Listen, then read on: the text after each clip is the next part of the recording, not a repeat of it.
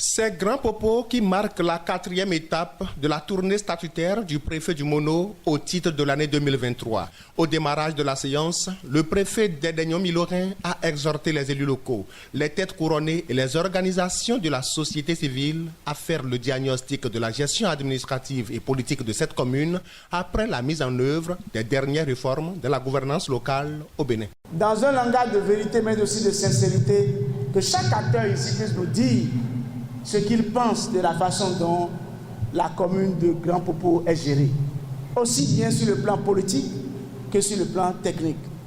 J'aime à le répéter ici, Grand Popo est grand de nom, Grand Popo est grand de ses cadres, mais ce que je vois très souvent à Grand Popo ne reflète pas notre bonne image, et ce n'est pas bon. Il est temps que chaque acteur ici de développement puisse en prendre conscience. Nous devons sortir de nos zones de confort. Il ne suffit pas de dire je suis premier adjoint au maire, je suis maire, je suis CA. Non, il faudrait opter pour que la nature et la communauté qui nous a mandaté sache qu'à notre temps, nous avons pu faire quelque chose dans l'évolution du développement de Grand Popo. À travers un tableau comparatif 2022-2023 du renflouement des caisses de la commune, la secrétaire exécutive Cyrilia Yebbe a partagé avec l'assistance leurs efforts dans la mobilisation des ressources financières. Des efforts qui ont été un peu plombés par quelques préjudices survenus en cours d'exercice 2023. En 2023, nous avons été sujets quand même à quelques réformes qui ont porté quand même préjudice à l'amélioration de certaines recettes à notre niveau, notamment la rétrocession de beaucoup de nos prérogatives à l'ANIM. Il y a également, à partir du 15 août, l'interdiction pour les SE de signer les conventions, ce qui a drastiquement fait baisser également nos recettes. Et il y a eu également la fermeture de certains sites sur lesquels nous avions l'habitude de collecter. Toutefois, nous sommes très sûrs de pouvoir atteindre nos objectifs puisque nous avons essayé d'attaquer d'autres sources de financement qui vont nous permettre quand même d'atteindre notre objectif. Le secrétaire général du département du Mono a estimé que l'administration communale de Grand Popo ne devrait pas se contenter du peu vu toutes les potentialités fiscales de cette commune. Au niveau de l'administration communale, la réforme, comme le préfet l'a dit, c'est d'abord pour booster les ressources, pour recouvrer assez de ressources. Je veux parler en l'occurrence des ressources fiscales et non fiscales. La situation actuelle, Madame la SE, est-ce que les cadres vous accompagnent suffisamment? Donc, ils sont payés pour ça. Est-ce que le conseil communal accompagne le processus? Certes, des efforts ont été faits, mais nous avons constaté que ces efforts ne sont pas vraiment encore à la hauteur des potentialités que regorge Grand Popo.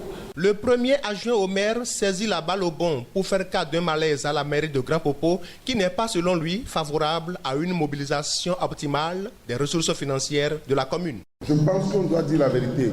Monsieur le préfet, en réalité, les SE, avec ces cadres, ne sont pas en harmonie. Demandez qu'est-ce qui ne va pas entre le chef et ses collaborateurs. C'est pour vous dire que le problème est là. On ne s'entend pas dans la mairie. La mairie est malade. Grand Popo n'est pas malade, mais la mairie est malade. Une interférence politique dans la gestion technique de la commune de Grand Popo serait à la base de cette situation, dont les effets rejaillissent malheureusement sur la mobilisation des ressources financières. Le préfet du Mono promet revenir très bientôt à Grand Popo pour situer les responsabilités. Dès la semaine prochaine, nous allons vous envoyer un message pour confirmer l'heure et la date. Nous reviendrons ici pour baliser le terrain à cette difficulté.